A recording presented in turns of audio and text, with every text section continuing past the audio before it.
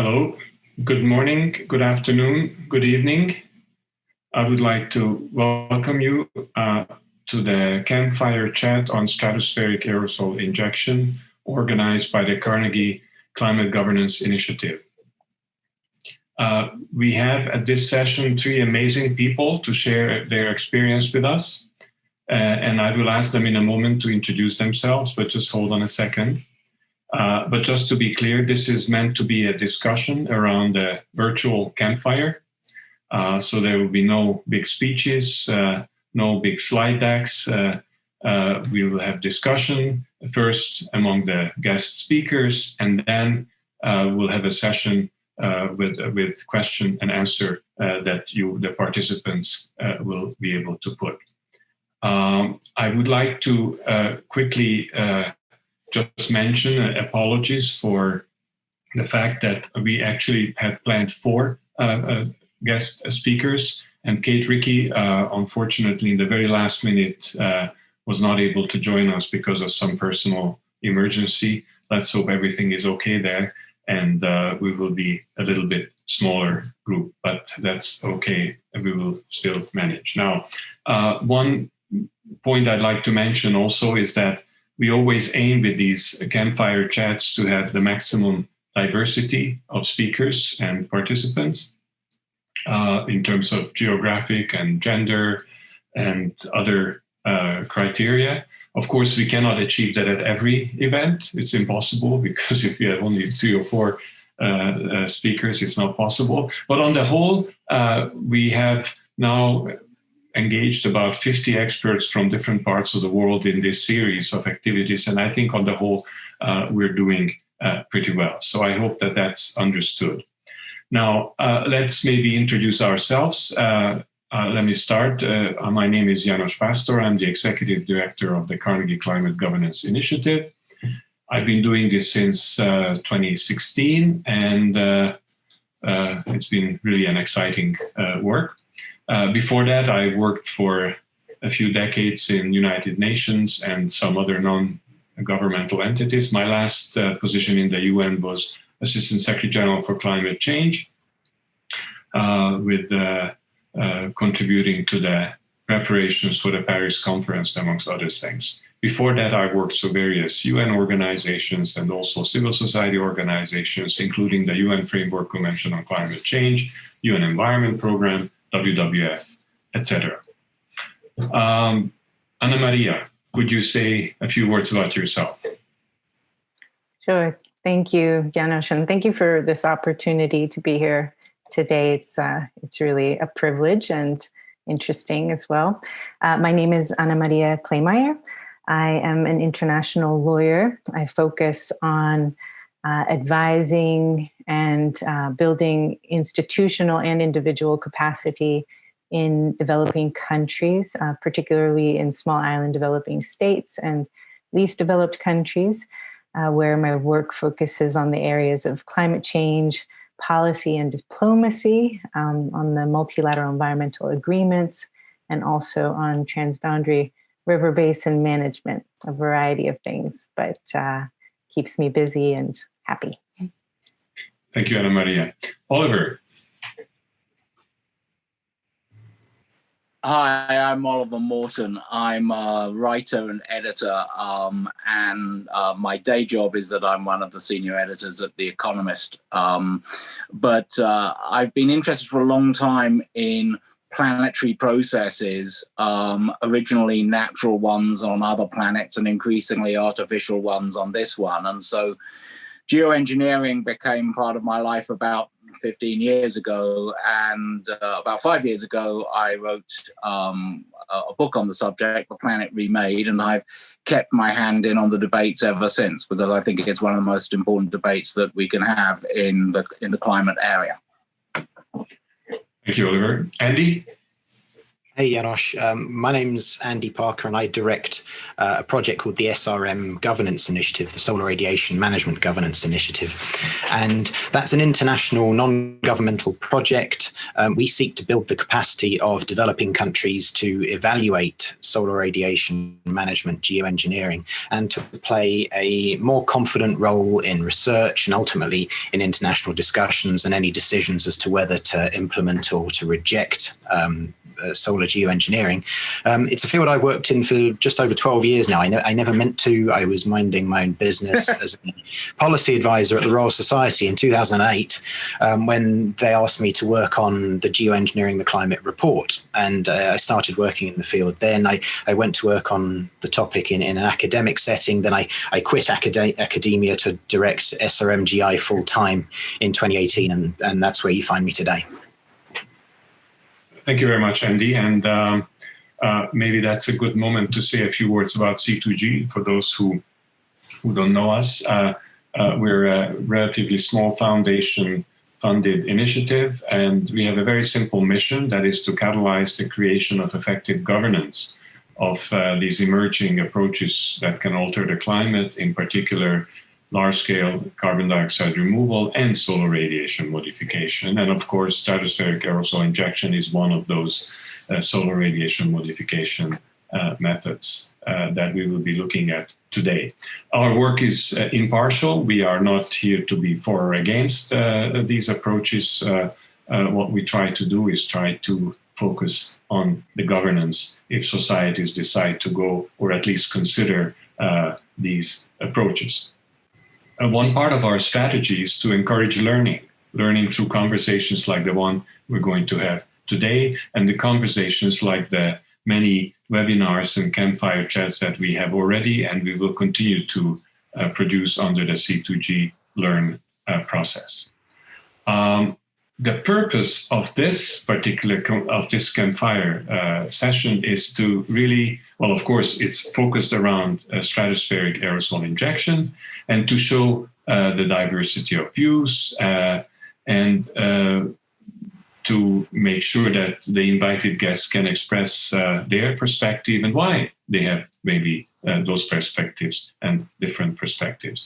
Our objective is not to come to conclusion, to come to some kind of consensus or to convince the others who are involved in the discussion, but it's just to understand that there are actually maybe different approaches, different views.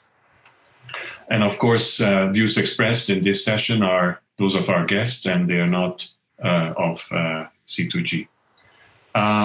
Now, stratospheric aerosol injection. So this is the injection of aerosol into the stratosphere from airplanes or balloons to reflect sunlight back into space. Is this science fiction? Is this the perfect silver bullet? Is this an imperfect but potential climate response? Is it man, actually mostly man, playing God? Do we need stratospheric aerosol injection? Or might we need stratospheric aerosol injection? Of course, there are many different answers to these questions. And why? Maybe there are cultural, geographic differences. Maybe there is difference because of the availability of evidence. Or maybe there are other reasons. Now, in the next 90 minutes, or actually now more like 80 minutes, we will not solve all these issues. We will not have clear answers to all of those, but we'll try to contribute to the understanding of what is stratospheric aerosol injection, what role could SAI, stratospheric aerosol injection, play in managing climate risks, how societies can make choices, whether yes or whether not, and in either case, what are the implications? What are the geopolitical and security aspects? In other words, in short, what are the governance implications? Now, the mechanics of this session, what I'd like to do is I will start asking a couple of questions from our speakers to get the discussion going. And then we will have a Q&A, question and answer. So dear participants, if you have any questions, please start formulating them and put them up on the Q&A tab of the Zoom app. And if you find there already a question that you like, please agree to it, and then it will get a vote. And if a question has more votes, obviously there will be a higher chance of actually responding them given the limitation of time. There's also a chat function. Don't use that for the questions, but if you feel like sharing information with the participant, you're welcome to do so. Now, before doing the main questions that I was suggesting, I actually would like to ask Andy to help us, just to give us a 1-minute crash course on what are we talking about? What is stratospheric aerosol injection? So Andy, please help us. Yeah, so stratospheric aerosol injection is a proposal for reducing some of the impacts of climate change by reflecting a small fraction of inbound sunlight back away from the Earth and cooling the planet down. And it comes under a broader class of similar ideas that are collectively known as solar geoengineering or solar radiation management. You would do stratospheric aerosol injection by injecting aerosols into the stratosphere. You'll be surprised to hear. So the stratosphere is the upper layer of our atmosphere, starts about 20 kilometers above where I'm sat now in Bristol. And the goal would be to inject large quantities of tiny particles into the stratosphere. They'd circle the planet on stratospheric winds, and they'd reflect away a small amount of inbound sunlight. And so they'd cool the planet. And we know it would work because nature tests this idea for us once every few decades. When a large volcano erupts, it blasts tiny particles into the stratosphere. That blocks out some sunlight and the planet cools down. You can see it very clearly in the temperature record for the years following volcanoes. So the question is, first of all, whether we could do it. And engineers tell us, yeah, we probably could. We can get planes up to the stratosphere. We can spray out tiny particles. The question is not whether we could, it's whether we should. And that's a question we are going to have to answer collectively over the next hour and 20 minutes and over the next 2 or 3 decades. It's a different we. Ultimately, it's going to have to be a decision made internationally, not by the quartet of us. But there we are. It has the potential to be fantastically helpful. It could be the only way to hit temperature targets like 1.5 or 2C. It could also be totally and utterly disastrous. And so we need more evidence to find out. And who the we is finding this evidence is going to matter. And that's the scene in which this is set. Thank you very much, Andy. So now we all know what we're talking about. That's very helpful. We're all on the same basis. Let's try to dig in a little bit. And Oliver, we just heard Andy, and in fact, he started by saying that it's an idea. It doesn't yet exist. This technology, this approach, stratospheric aerosol injection. Yet, one day, without having brought those discussions to conclusion, some state or some non-state actor may actually decide to go ahead and do it. And if we're at the current situation, we're looking at it proactively. How are we going to govern it? But if somebody does it, then we may have to react. And how will that look like? Will that change our approach? Any thoughts on this? Yeah, thanks very much, Janusz. And thanks, Andy. It's a great pleasure to speak to you all today. The question Janusz asked me is one close to my heart, because although I've been involved in these discussions on governance for some time, I do feel that they tend to follow a somewhat idealized form.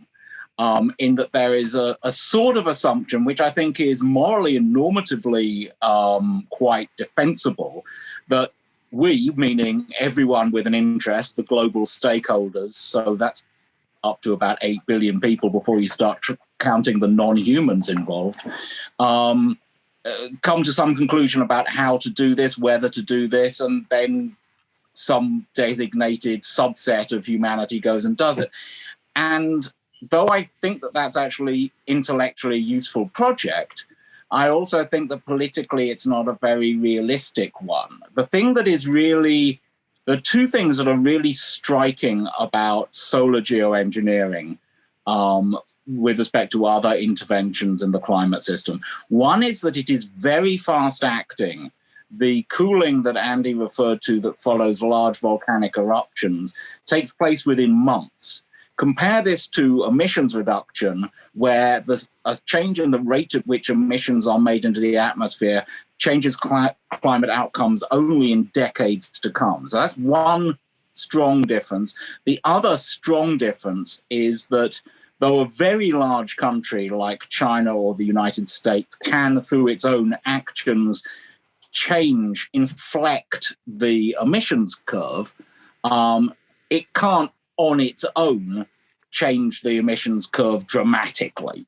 Whereas with solar geoengineering, such as stratospheric aerosol injection, one nation, one actor can, if allowed to by others, change the climate of the planet for everyone. One nation can act. And so there's a sense in which a governance system that is all about granting permission effectively becomes is not all that one needs to consider, because a governance structure that has modes of reaction, of which acquiescence would obviously be one, is also important. So I think that we have an idealized way of saying that we would like to set down the rules in advance, but we have to bear in mind that there is not a universal we. The interests of different nations at different times can conflict quite strongly. And among other things, that's why one has wars. And that, to me, is one of the key issues of governing geoengineering, is avoiding subsequent wars. Because for me, under many scenarios, not all, it's the geopolitical risk that we face here, to some extent, outweighs the geophysical risk for various sorts of solar geoengineering. So I'll just leave it at that, just to say that this is not something that will necessarily be done around a campfire. It's something that may be done under fire, as it were. Thank you, Oliver. And this lots of important issues, and we'll have to come back to some of these. But one is the speed; it's fast. Second is that there are different actors could be involved in ways that one doesn't think necessarily. And this last issue that you raised, this is quite interesting, about avoiding wars. So we will come to maybe some of the security implications later. Okay, let's move on, remembering some of the things. Andy, maybe whether it's proactive or reactive, but how can society make decisions about choices? And in particular, how to make decisions about whether or not to go ahead with this kind of technology in a proactive way, of course. But then once somebody does, then what does society do with that? So any thoughts? Yeah, this is, for me, ultimately the key question is, how does society at large, global society, make an informed decision as to whether to implement this technology or whether to reject it and suffer whatever is in store for us beyond whatever temperature we're at the time, 1.5 C, 2 C. I guess for me, I'd want to go right back to the absolute basics on this and think about how we evaluate such a global scale idea, a global scale intervention technology. And for me, the most important starting point is to make sure that we are evaluating stratospheric aerosol injection in context. So for me, I guess I'd liken stratospheric aerosols to chemotherapy, in that it's a thoroughly unpleasant idea. Everyone knows it's horribly risky and could go very wrong. And no one in their, I contend, no one in their right mind would consider a course of chemotherapy or a course of stratospheric aerosols unless they had reason to believe that the alternative could be even worse. And so for me to evaluate either, to evaluate chemotherapy, to evaluate stratospheric aerosols, one has to accept the fact that we are in a risk-risk paradigm. So there are large, unpleasant and obvious risks associated with geoengineering the climate through putting stuff in the sky.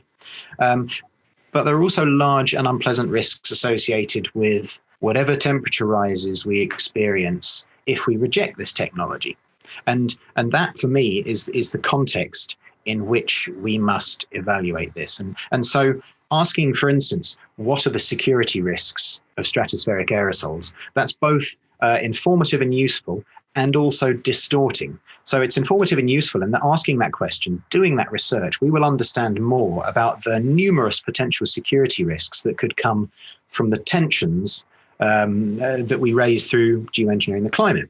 But that's not enough. If we ask that question in isolation, it will be quite distorting. So the question we will need to answer if we're to make a smart decision about this is, are the security risks of stratospheric aerosol injection greater or worse than the security risks of not doing it, and the risks of a world of 2C, 3C, of mass climate migration, of potential water conflicts, and so on. And here, anyone who tells you they know the answer to that is lying. We don't know the answer yet. We need so much more research, and who the we is doing the research, as I said before, is going to be crucial. It's going to be a broad global endeavor if we're to find the answers to these questions together and make a smart decision together. Andy, just if I can just quickly follow up on something, because you talked about global society and we, and that's a sort of linear thing that Oliver mentioned at the beginning. But what if somebody, whether it's a country or some other actor, decided to announce or go ahead and do? How does the we react? Yeah, that's the million-dollar question, I guess. It's, for me, this is one of the strongest motivations for why we, and I'm not going to define it quite yet, but for why we collectively need to pay attention to this topic. We need to do the research, and we need to do the socialization around the research. We're better at inventing stuff than we are at necessarily governing our behavior. And so the risk that a country made desperate by the ravages of climate change will turn to solar geoengineering is a serious one. That's something that we could see within a couple of decades. Who knows? I would like for the global community by that stage, one, to have much more information about what this would mean physically, and two, to have done much more work around how we would manage such an eventuality, the kind of work you're doing at C2G, the kind of work we're doing at SRMGI, trying to build capacity around the world to make sure that there is a group of people at least ready to start broaching these questions. It doesn't take us completely by surprise. Well, we may come back to some of these points, but thank you for that. Ana Maria, if we take for granted that stratospheric aerosol injection, were that to happen, it would have impacts on pretty much everybody in the world, positive or negative, then, depending on the risk assessment that you do. How could we envisage a transparent governance framework to do this? This is difficult, I think, but maybe you have the answer. and maybe also if in that response, if you could just think of also, since you mentioned about your work in small island countries, it's a very particular set of countries with a very particular set of conditions. How would they look at the governance of this approach and their approach itself? Thank you. Thanks, Janos. Well, I mean, as we've heard from Andy and Oliver, it's an extremely complex issue with lots of factors, the risks, the different actors. And when we think about governance is not something, it's not a cake that just is made overnight.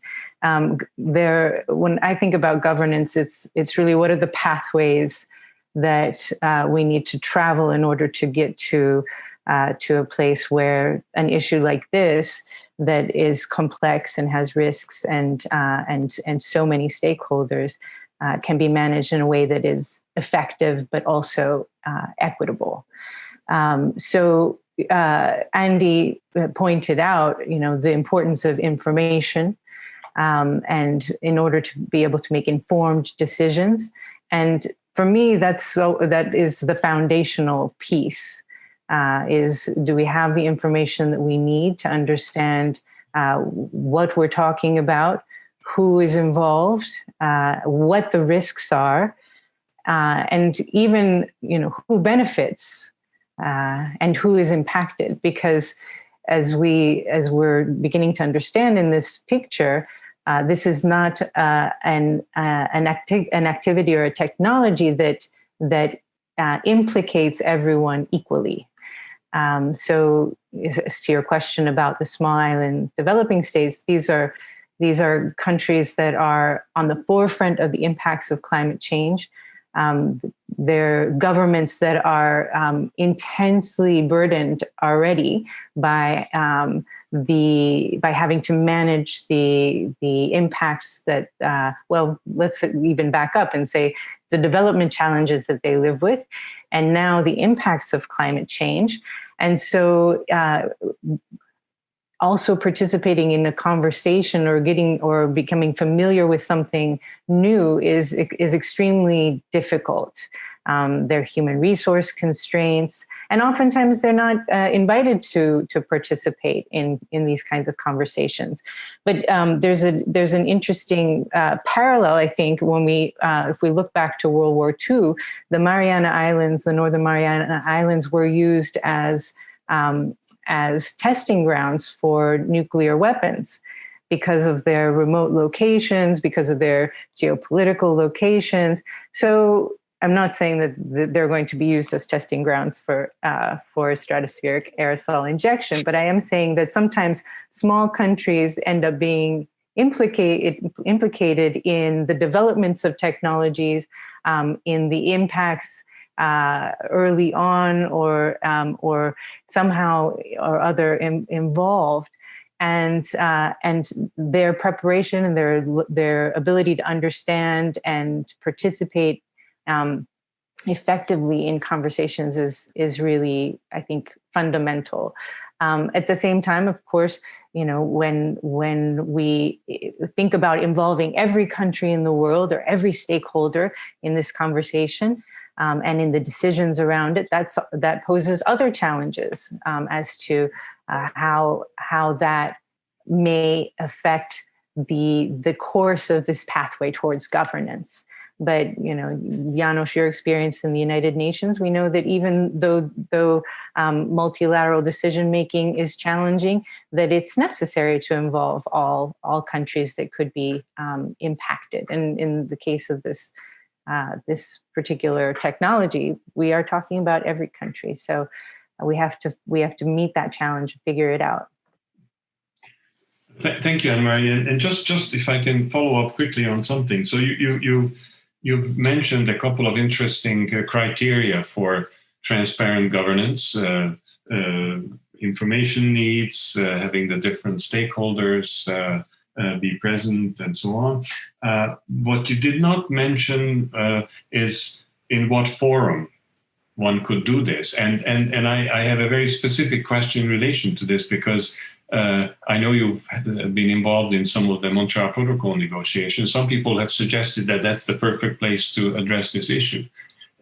So a specific question, is it? And secondly, if not, then what? Whether again, to go back to what Oliver said at the beginning, whether in a proactive mode where you try to do it in an ideal way, or whether in some reactive mode. Yeah. Well, it's a great question. I mean, what are the advantages to a forum like the Montreal Protocol? Some of the advantages that makes one think that it could be a suitable place is that there is an incredible history of success. And that success in dealing with the ozone layer has created a lot of trust among the countries that are there. So that trust is fundamental, especially when you're dealing with new topics. And there are new topics that come into the Montreal Protocol periodically. It has recently sort of grown to be an ozone and climate protection treaty with the Kigali Amendment. But the other thing that the ozone protocol offers, or not ozone and climate, the Montreal Protocol offers, is that they have an extraordinary team of scientists and technical experts. The assessment panels, there are 3 different assessment panels that are constantly informing the parties as to any aspect of decision making, and it's almost in real time, as opposed to the other approach, the IPCC approach, which is every 5 years getting a big hefty report and then having to digest it. The information that comes from those assessment panels is, like I said, almost in real time. So just those 2 pieces, the trust and then the information, the access to sort of online information, is really useful in terms of approaching governance could be useful in terms of approaching governance here. But it could also be, serve as a model. Okay, thank you. I'd like to ask, I can see already all over that I don't need to ask, so please go ahead. That's what I wanted to ask. Yeah, I wanted to ask a question of both Anna-Maria and Andy. You both stress, and I should say, I think I agree with you, the need for more information.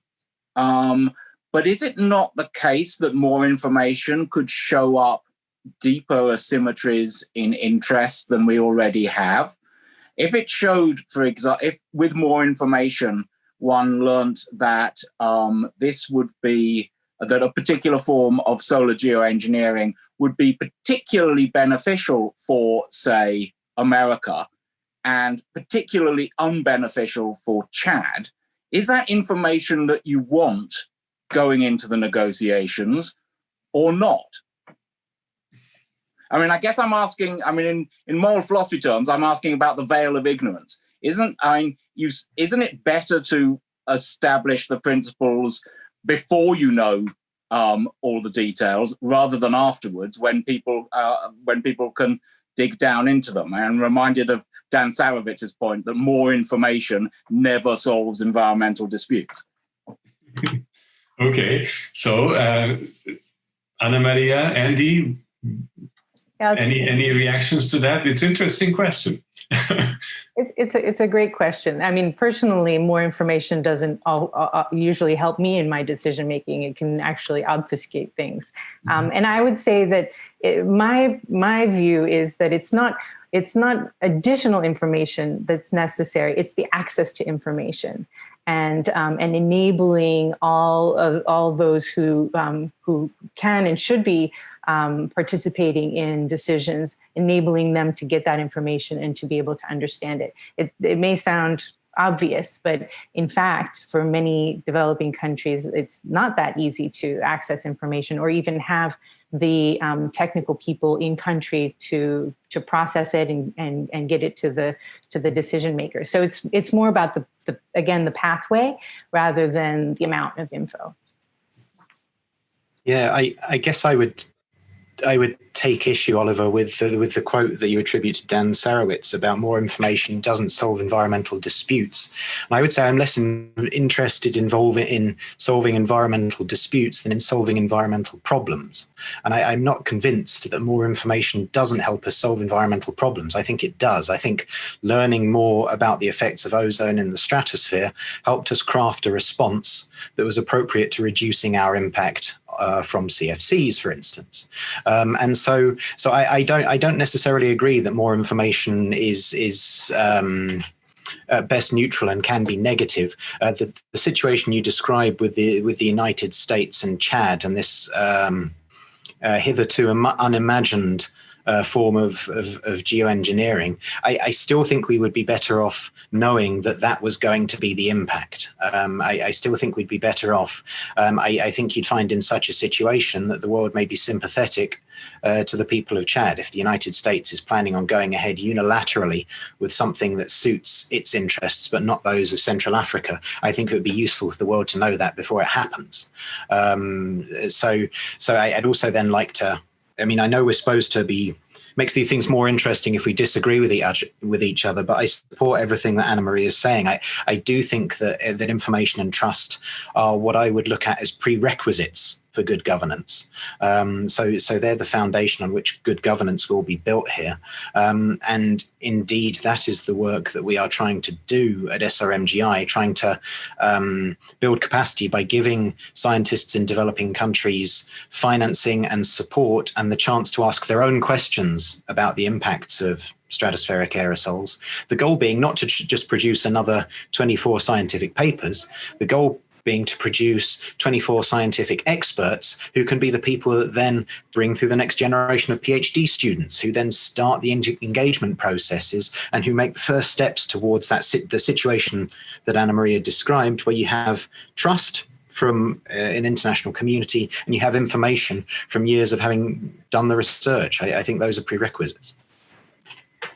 Can I just throw some additional points on this part, because I think this is really interesting, and more information, but on what exactly? There is more details on some of the science, on some of the impacts, but also on procedures, on how people make decisions, how they react to decisions. So there are very different kinds of information, and linked to that is who is the we, who needs this information versus that information. So I think just to say that more or less information is good or bad, or useful or not useful, I think one needs to maybe cut it down a little bit, or boil it down to a little bit more specific. And then the other question that links to that is who actually decides whether either more information is needed or whether there is enough information, and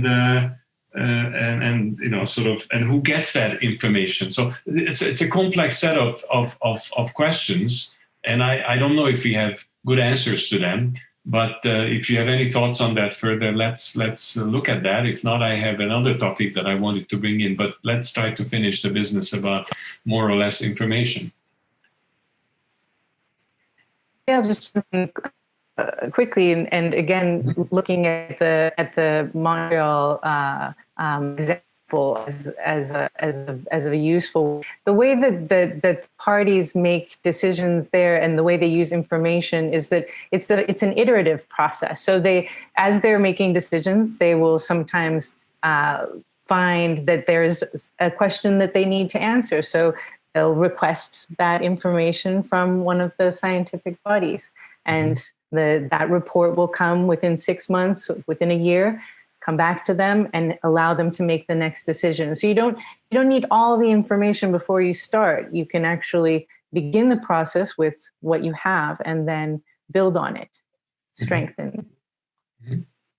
Okay. Yes, Oliver?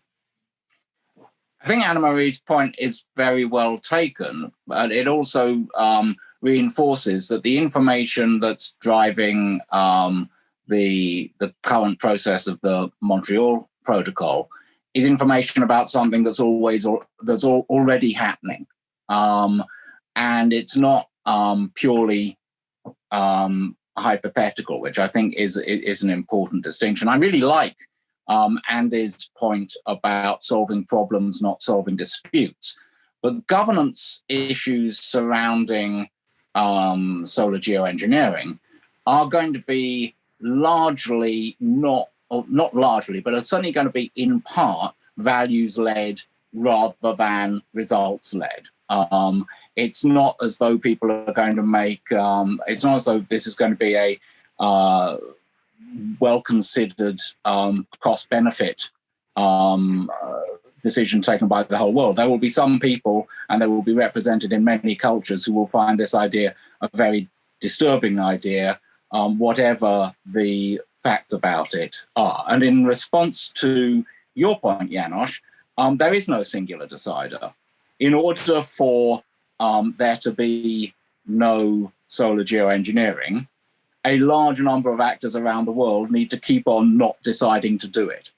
And one of the things that governance can do proactively is help them decide not to do it in various different ways. But in that way, governance becomes very definitely one way, not the other. It loses the admirable equipoise that C2G shows in neither being for nor against. If the governance is about making it less easy for the various different actors in the world who could choose to do this, then it becomes essentially conservative.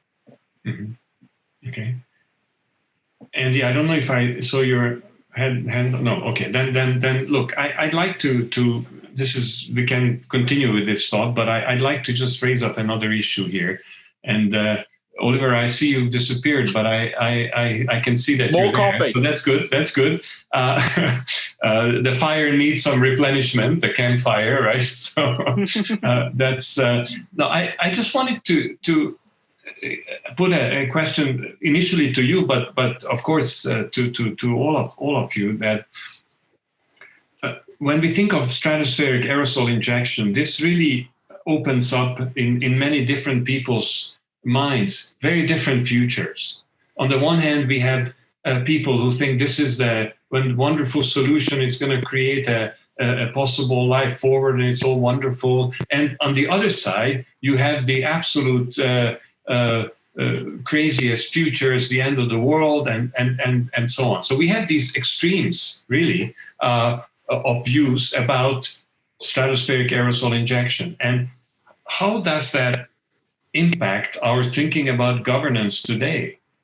There's such a wide variation.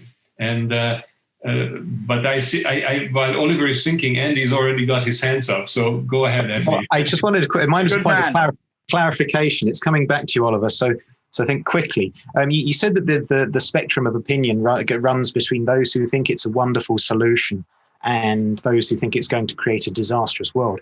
I don't know many of the former. For me, the range of opinion today runs between people who feel confident already, despite the lack of information, that they know it's going to be terrible and therefore it must be opposed. And people who say, well, we may be forced to use it because there may be no alternative. I don't think the spectrum today runs all the way to this is great, this is wonderful, it's going to create a land of milk and honey. So I just wanted to push back on the assumption in the question, because I don't think that's where we are today. Yeah, but there's still the range. I take it that my point was not to do a statistical assessment of what are the views out there, but just to get the sense that there is a range, and maybe the range is narrower, that's fine. But still, how does that impact our governance discussion? Okay, just to gang up on the chair a little bit. I don't think Andy's saying it's narrower. Andy's saying it's skewed. Andy's saying that it's not that there aren't equal wings to it, but there are very few, if any, people out there saying, I mean, there is no large-scale project anywhere in the world which is out there saying we must be doing this right now, or indeed we must be planning to do it soon. That's just not a part of the debate. There is a resistance that believes it is already happening, and we would be wrong to completely discount that, in that there are a number of people, a few percentage points of the population in developed countries, who believe that there are chemtrails in the skies, which are some form of geoengineering. And so the worry is much larger than the pro-lobby, I would say. And I think that's to some extent a necessary outcome of the modern history of environmental thought, which is a catastrophist history. And I think you can trace the roots of modern environmental thought very clearly in the work of Rachel Carson and Barry Commoner back to global nuclear test bans, to those explosions that Anne-Marie was talking about in the Marianas Islands. And the idea of world-ending events obviously is a very different sort of idea in the 1950s and 60s, when the mushroom cloud has been seen, than it was before that, which is not to say there weren't horrible eschatological imaginings in the 1920s, 30s, and 40s. But the environmental movement has progressed through seeing the world in potentially catastrophic terms, which has been, in a way, rewarded by the fact that the world is actually facing catastrophe. And so there's a tendency to think about the worst things can be, which unhappily has been reinforced by the way things have turned out.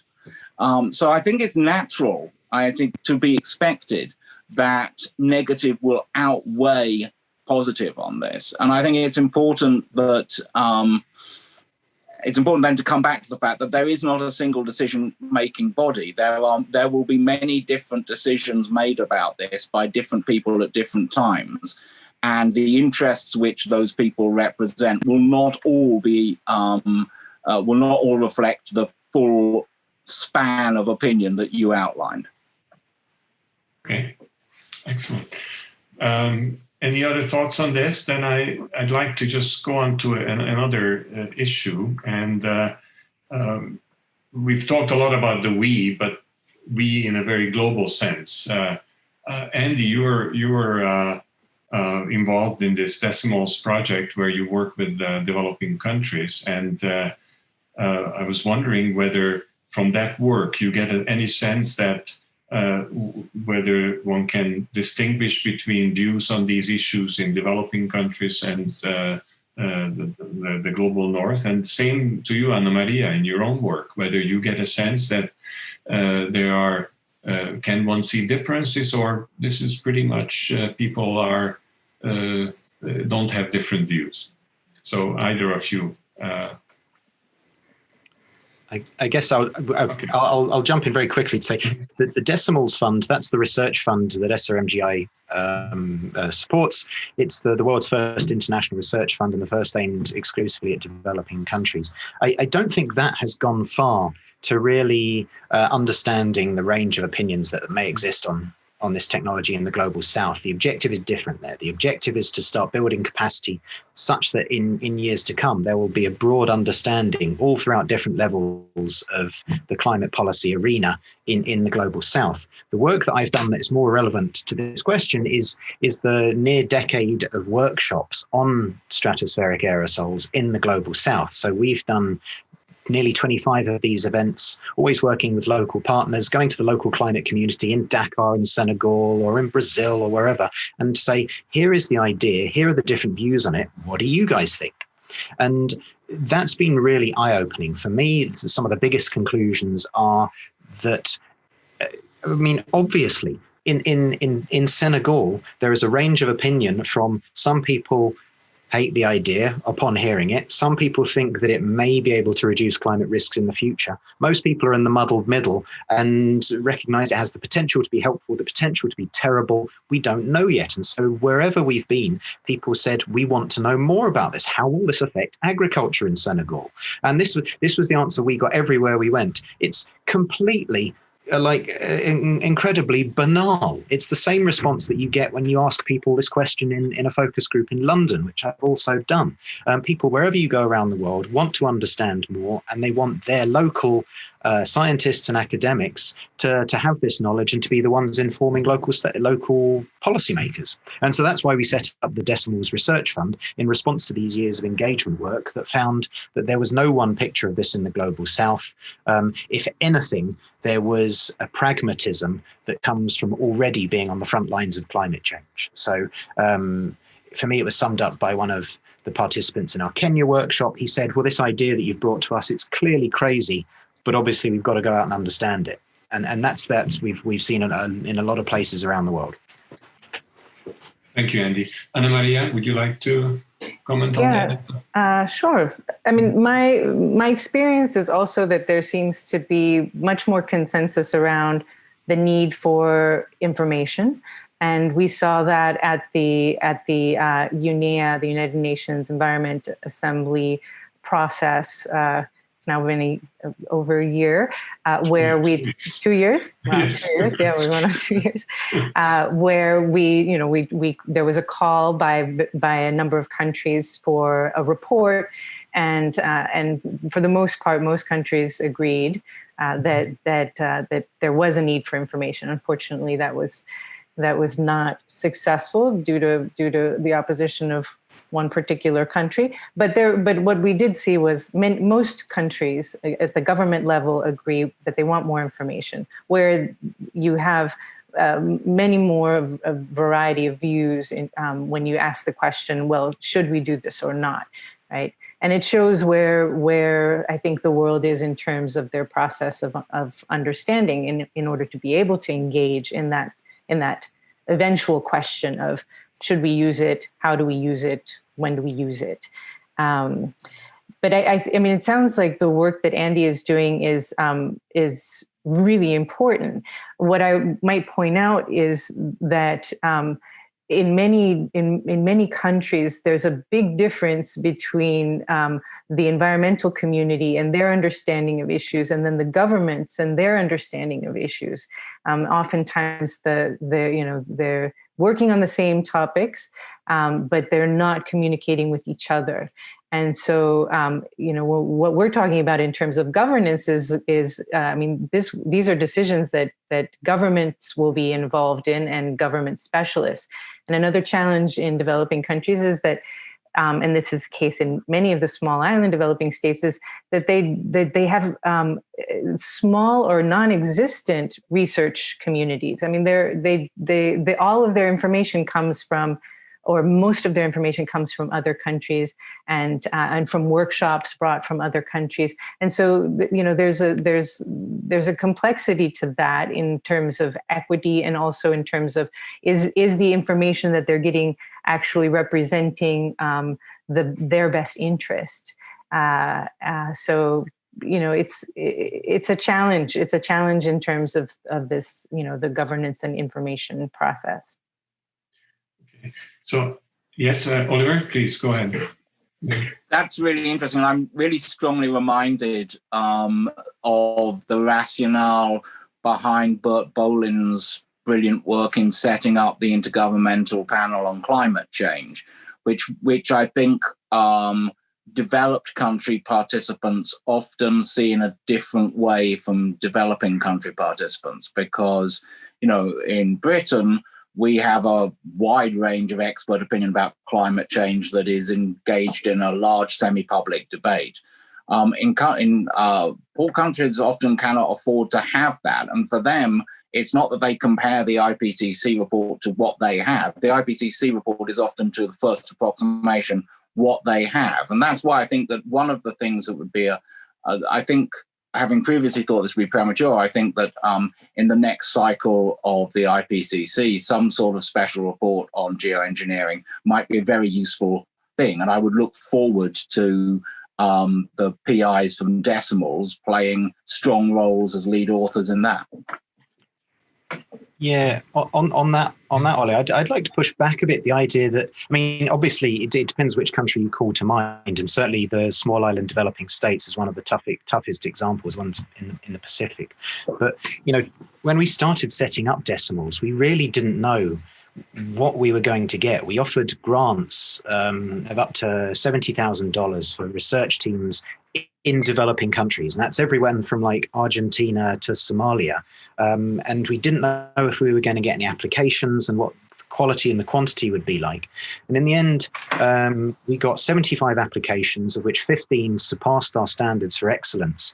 And the most interesting thing was, it wasn't just from the BRICS. I thought it might be, Brazil, China, some from South Africa. No, 2 of the 8 countries to receive Decimals grants at independent peer review were from least developed countries, so from Bangladesh and Benin. And already this year, we've seen the world's first SRM modeling paper come out of an LDC, a paper on effects in the Sahel from the team in Benin, and more to come. And so that's one thing that's really surprised me and surprised my naivety, that the capacity is there, that many countries, even LDCs, are already doing local impact modeling and are able to just integrate the SRM analysis into what they're doing. Obviously, that doesn't go for all of them, but the fact that, for instance, Jamaica is one of our teams, and that they can report back on the potential effects on small islands to their colleagues at AOSIS, that offers a potential way forward, where you get groupings of countries and only one of them reports back.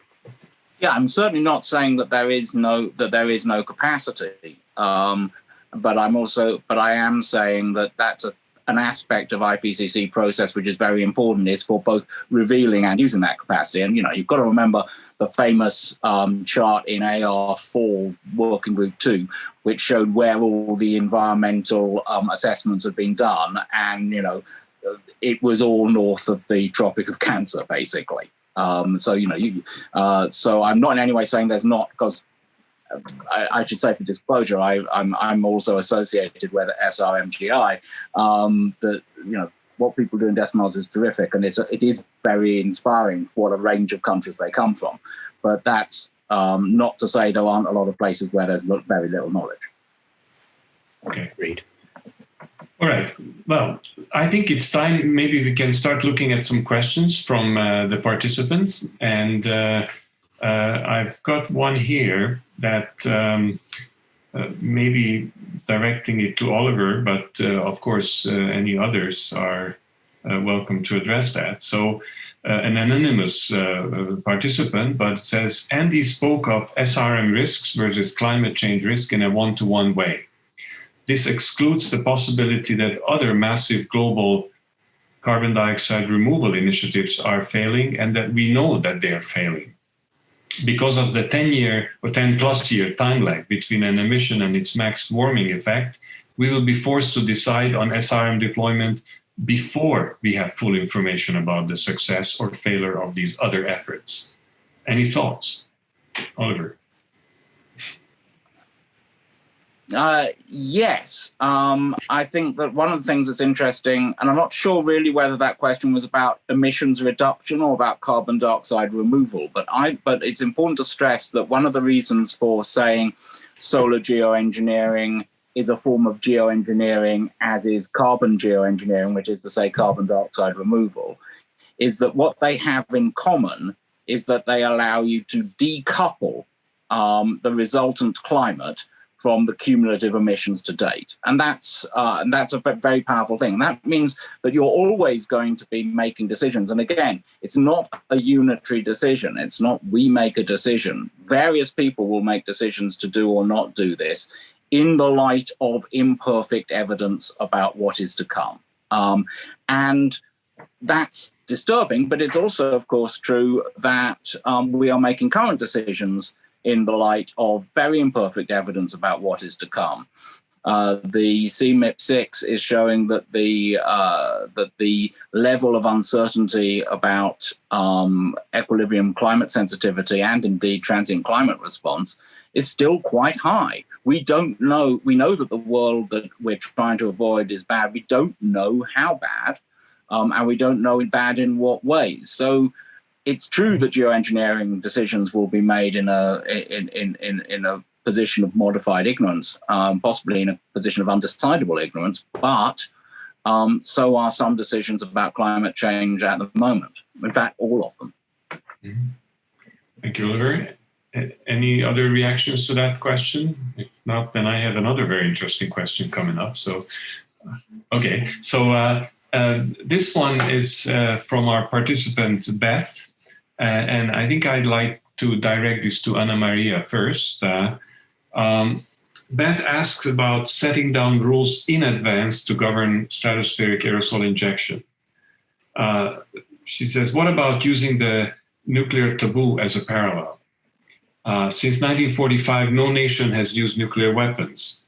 Once some actor has deployed SAI, can we construct a, quote, geoengineering taboo? And could we construct it without a first use? So, Anna Maria, any thoughts? Well, it does pose an interesting question. I mean, my sense is that it comes back to the question of governance. I don't find myself in a position to be able to say, yes, let's take this kind of a radical step and impose a taboo to prevent the worst case scenarios. I think that there's still a lot of road that we need to travel before we can get to that point in terms of the global conversation around this. So that would be my view. Andy, I think. Yeah, Andy. Apart from being intrigued to ask Beth Chilecki this herself as well, I'll be fascinated to hear how she answered the question. But I guess I'd say that the one big difference I can see is nuclear weapons are deployed once and then it's happened and it's over. Whereas there's something different qualitatively about stratospheric aerosol injection. If it's to be used in any way that is useful, that achieves what it seeks to achieve by managing temperatures, then it has to be ongoing. So I can imagine if it were deployed in a ambiguously disastrous way, and then wound up, then the taboo might be created. But seeing as it will only be effective if it's started up and then maintained, the likelihood of a taboo seems to me to be much lower. Doubly so if you bring in the idea of the termination effect, that once this is going and once this is masking a certain amount of greenhouse gas warming, then turning this off suddenly would be very, very damaging for everyone. That effect seems to be pretty well understood. And so my expectation is that once this is going and once we've reached that critical amount of gap between the temperature that we'd be at without the stratospheric aerosol injection and the temperature we're at now with the aerosol injection, I think there would be a taboo against stopping doing this and seeing that sudden spike in temperatures, whether we like it or not. This is not necessarily a good thing, but I do think it would be a thing, a force that maintains the deployment and acts against a taboo. Okay, Oliver? I think Andy's a little over-optimistic there in thinking that nuclear war is a one-off rather than a repeated game. I certainly think that the next nuclear war will make the one after that more likely, not less likely. I don't know if that's a widespread view in international relations scholarship, but it seems to me that the next nuclear war is not likely to be the last one. And I mean, the thing about the nuclear taboo is that it is indeed strong. And in some ways, I think that we were talking earlier about the Montreal Protocol. I think that the NPT treaty or the Nuclear Proliferation Treaty is in some ways an interesting model in that it allows some action to some people and not to others, which is unusual in an international treaty, though not unprecedented. I mean, Montreal also does that. But it also it imposes duties on the, as it were, the privileged countries, both to change their own behaviour and to help the people who are deliberately foregoing something. The problem with the NPT, among a number of problems with the NPT, are that the nuclear states do not fulfill their obligations under it. And the other problem with thinking about the NPT is that, as many people have made clear to me over the years, there is no way now that a treaty that has been as effective as the NPT, though flawed, would ever be signed again today. There is no way at the moment, the level of trust in the world no longer allows that sort of distinction between those who have and will help and those who will do without and agree to be helped. That just wouldn't happen now. So the NPT is, and the nuclear analogy is, I think, rich, but also somewhat troubling. But can I push you a little bit further on that, Oliver? Because while it may be true that a treaty like the NPT today would not be possible, but then if you think of any kind of either proactive mode or possibly reactive after somebody has either announced that they would or they have actually started doing SAI, stratospheric aerosol injection, what kind of agreement could you imagine in today's world that would somehow guide further development or not of this kind of technology? I would imagine that such a discussion would be a post-crisis one, and it would depend how the crisis was resolved.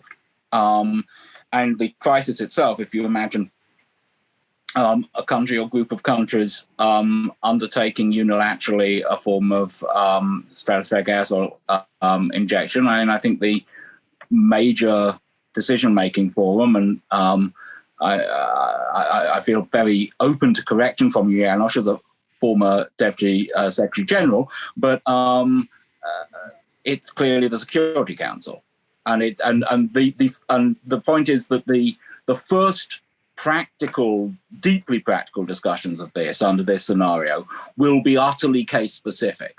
And it is only after the first case-specific crisis passes that then I think there would be a strong movement towards developing a more generalized governance system. But the first governance system either needs to have built into it the idea that it is likely to be, that it must be able to deal with being broken, or it will have to be set up afterwards.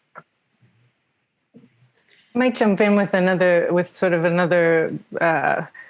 additional thought there. I think it's a really interesting question to look at, and one of the first thoughts that comes to my mind is with the Nuclear Proliferation Treaty. We were at the time restricting a highly dangerous activity, and it depends on how we're looking at SRM. I think some people will argue this is highly dangerous and it needs to be controlled, constrained, and managed in that way. And others are, and I would argue, increasingly saying this is a tool that the world is ever more likely to need, and the governance is not about necessarily controlling or preventing many countries from doing it, because that's not even possible, but it's about how we as a collective community decide to use the tool for the benefit of the planet. So while I think there's some really good lessons and examples to be culled from the nuclear proliferation treaty, there are also some important differences as we think about how this might take shape. I think I agree with that, but it's got to be remembered also that that some of the nations involved certainly believe themselves to get great benefits from nuclear weapons possession. And it is effectively saying we can handle the difficulties of deterrence, but you can't. So there is it's not that the people who have nuclear weapons think that they are an intolerable evil, because if they actually did, they would do something about that. They actually think that they're a foreign policy benefit, but they don't want to see that benefit spread to people because they think that it's that the dangers. In fact, I think this is actually quite a strong point of similarity. They think they currently get the benefit, but if more and more people have it, they face more of the dangers. Yeah, but Oliver, isn't that the key difference? That while there may be some incentives for the haves to stay as haves and keep the have-nots as have-nots, it's radically different to a world of SRM that Anna Maria, I think, was describing. For me, it's impossible to imagine people demanding the mass global deployment of nuclear weapons so as to save millions of lives. That's not what they're designed for. No. Well, where there's a very big difference with stratospheric aerosol injection, that people may say, even though it's risky, it's less of a risk than not deploying it across every continent. But I mean, I don't necessarily accept the strategic arguments behind nuclear deterrence, but the argument was that nuclear deterrence would stop there being a large-scale war in Europe.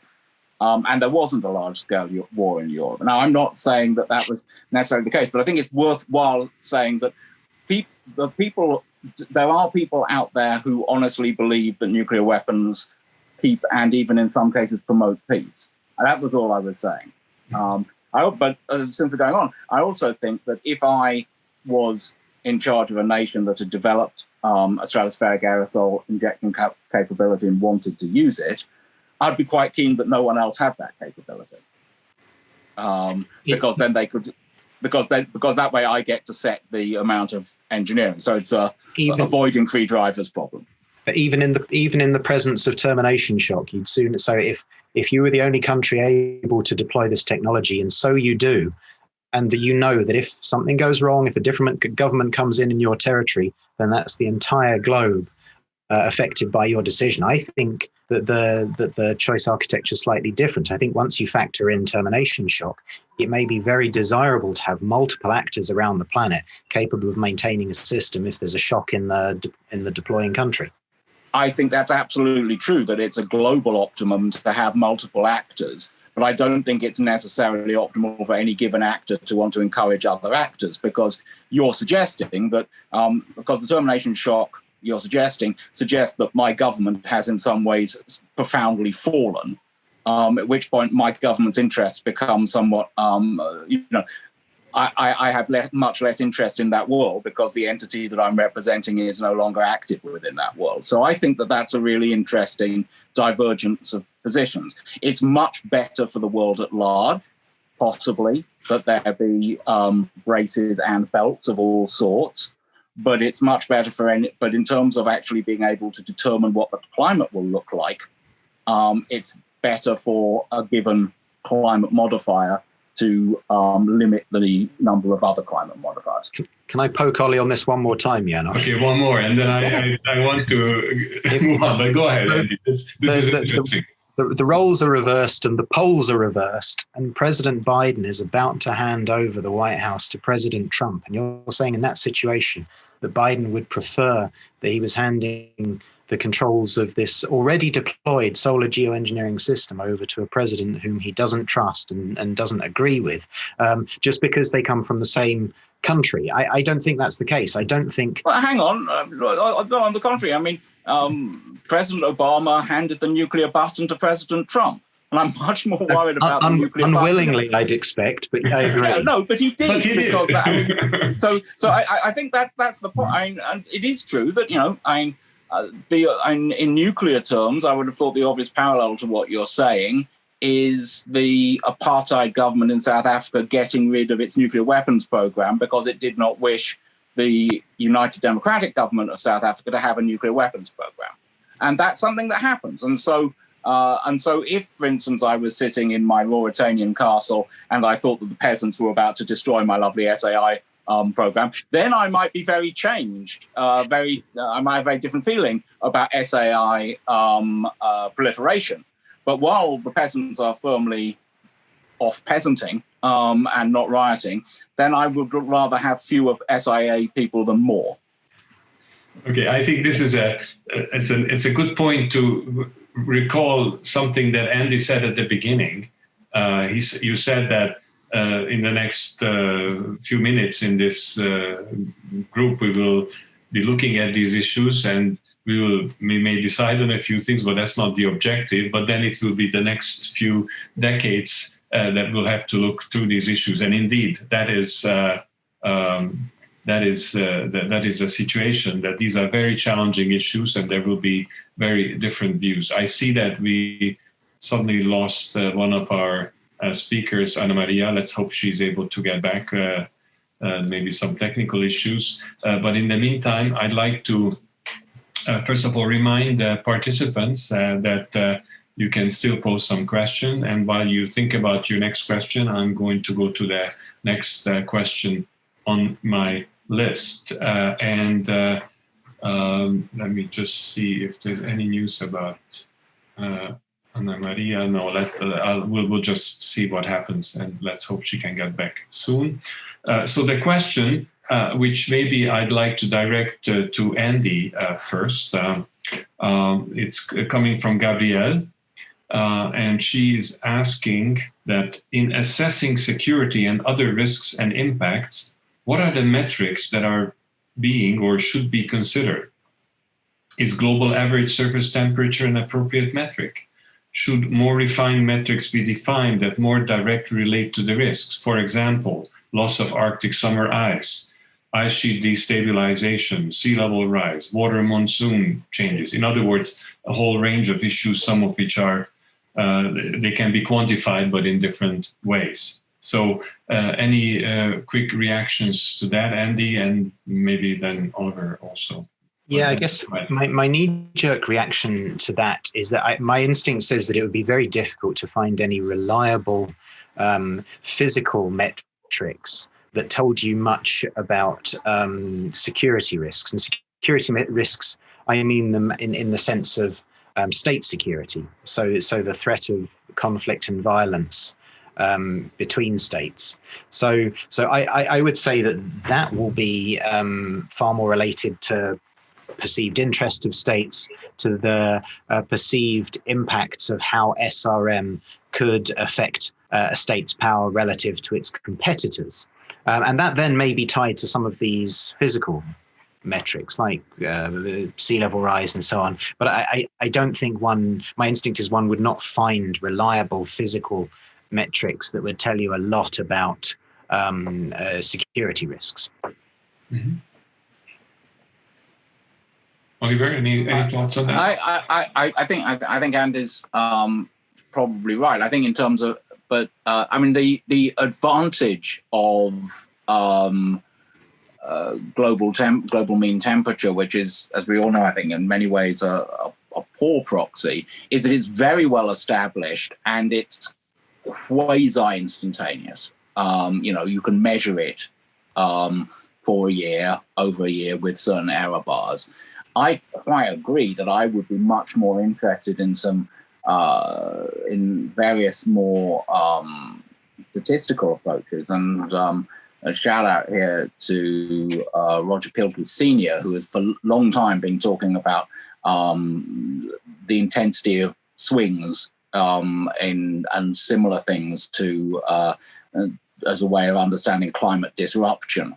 And I certainly think that some of the purported harms and benefits of solar atmospheric injection aren't directly temperature related. I mean, there's the work by various people, including Pete Irvin, suggesting that the effect on intense hurricanes is much stronger than the dampening effect is much stronger than you would expect merely from the temperature effect. At the same time, there's the well-known effect that precipitation decreases in various places, though whether that leads to drought or not is more complex. So I'm afraid it's in a way this just, I think, takes me back to the earlier answer. We are going to be making these decisions under situations of very high uncertainty, which is one of the reasons why you do want, why there might be a case for why a geoengineer who had previously been rogue might want to have a global dimension to their efforts, in part because feedbacks might be monitored and maybe even dealt with on a global basis. Anna-Marie, thank you for coming back. I'm sure you had some technical issues there. Apologies for that. Okay, so I actually like to switch a little bit the discussion. Andy, at some point you mentioned something interesting, and I'd like Anna-Maria to follow up on that. You said something about, I think it was something referring in Senegal, that what will be the impact on agriculture? Somebody saying that, and there are so many. We've talked about a number of different impacts on poverty, on agriculture, on health, and so on and so forth. So framing these issues is quite important. And then we have a whole set of goals and objectives set at the international level, the so-called Sustainable Development Goals, that are kind of sitting on the side. And the question that I'd like to put, starting with Anna-Maria, but of course, as usual, look forward to all of you to respond, is if you have thoughts on this, is how does one think of governance when we already have governance for all these different issues for this particular approach of solar radiation modification, in particular stratospheric aerosol injection, that will have an impact on all these goals? Anna-Maria. Yeah, well, I mean, I think the question is answered if we look at climate change and the way that climate change is being governed globally now. I mean, climate change is impacting every single one of the development goals, and the way that countries are managing to do that is by mainstreaming climate considerations into all of their sectoral work. It's by the cooperation with all of the development agencies, the financing agencies, and their support also in integrating climate and the development, let's say, objectives that each one of the countries has. It's extraordinarily difficult, and I'd say the challenge in some cases has strengthened countries' abilities to actually advance on some of their development goals, but for the most part, climate change creates that additional obstacle, and it's a reality. There's no getting around it, and I think that in this, if we look at SRM more broadly, or even a geoengineering, if we want to look even broader, that working on those issues, the advance of those potential technologies and the governance of those technologies needs to be looked at through this as an additional lens that comes on top of all of the work. So if we address it in a silo, it will be more disruptive, if anything, right? And because we need all of those actors involved as well, those in the agricultural sector, whether it's health or education or what have you, that also need to be involved. So, but again, I come back to we have a good model in how did countries integrate climate into all their work. And I mean, those of us who've been involved in climate change for decades, we've probably all seen an incredible evolution in terms of governments' understanding of the topic in each one of the sectors, where once upon a time it was spoken about in different rooms, and there wasn't that kind of integration. So I think it provides a good model. Mm-hmm. Okay. So treating in silos is easy, but it's not the good way. But then it gets very complicated, as you said. So, okay. Andy, Oliver, any thoughts on that? No, it's okay. Don't worry. Then agree. Yeah. Okay. Excellent. Then then there's one more question that has been sort of in my mind here as I was listening to the discussion earlier. We talked about the NPT and I'm just thinking, Oliver, if you could address this. Sorry, I always do this. This is I realized that my screen was running out of power. That's okay. It's not pre-programmed to be like you, this. Janos. Yeah, but just if you have any further thoughts on history, because how far do we need to look back at history, and what are some of the particular developments that you could think of that would have an impact on the way we think of governance for this very new and emerging approach to protecting the climate? We talked about how the NPT may or may not, the nuclear non-proliferation treaty may or may not be relevant for this discussion, but maybe there are some other examples that could be helpful for us, or maybe there aren't, and we just have to think anew. And while you're thinking, I see Andy is already ready to. Good man. Okay, go ahead, Andy. Yeah, can we use modern history, as in the last 12 years, modern history of the study of geoengineering? It's an example that I don't think is discussed enough, but that's the example of ocean ion fertilization. And back when I first started working on solar and carbon geoengineering in 2008, ocean fertilization was the big thing. That was the thing everyone was debating. It was the first issue to be taken to international discussions at the London Dumping Convention, and a big debate about should we go out and do this, should we do the research, should we not, will it be a slippery slope, all of the same arguments that we still have today in 2020 around the stratospheric stuff. And the history of ocean fertilization is informative, because we went out and we did the research, and we found that there were way more complications. It looked way riskier than we thought, and it looked way less effective than we thought. And so over the last 12 years, when I've worked in the field, ocean fertilization has dropped further and further down the policy agenda, as finding out more information about its potential drawbacks and just how messy an idea it is reduced its policy relevance. And this is an example, perhaps for Oliver, where more information did go some way towards helping us make a decision about it, because we learned it wasn't everything that we thought it was. 12 years ago, you could paint whatever picture you liked. Give me half a tanker of iron and I'll give you a new ice age. Was it Martin that made the claim? James Martin. Yeah, James Martin, apparently facetiously, but still, the modern history of geoengineering has got lots of useful guidance for us. The fact we're today talking about stratospheric aerosol injection and not talking about surface albedo enhancement, again, that was a real idea 12 years ago when I started, but people did the science. We found out it was perhaps less effective than we thought. And so policy attention correctly and appropriately moved away.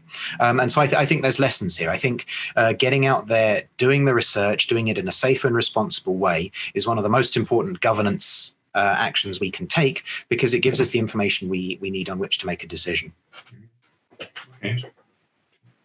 All right. So yeah, I'm not going to follow Andy down that, because I think that there's more to say about that in terms of, you know, the microdynamics of the research community. But I wonder, I mean, maybe because I live in Greenwich, England, I wonder whether there's some historical analogy to the way that in the 19th century, Britain went a long way to sort of annexing the oceans, and previous sense of international law of the oceans to some extent went by the board, as Britain proved to be the hegemonic ocean power, and decided that its continuation as a nation depended on its being able to exercise what was taken to be control of the oceanic sphere.